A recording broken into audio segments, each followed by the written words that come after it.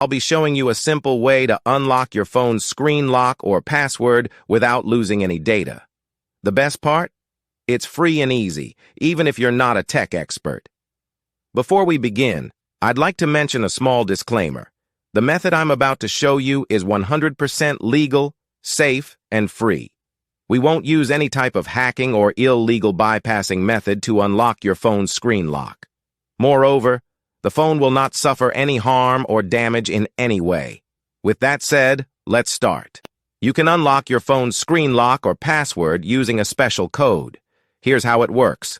First, tap on Emergency Call, then enter the code. This code is unique to each type of phone and is provided by the phone manufacturer. In this video, we're using a code that works specifically for the type of phone we're demonstrating. Now, let me show you how you can get the code. Visit this website that offers free unlock codes using a unique method. And that's it. Now you can unlock your phone without losing any data. Until next time, take care, and I'll see you in the next video. Bye for now.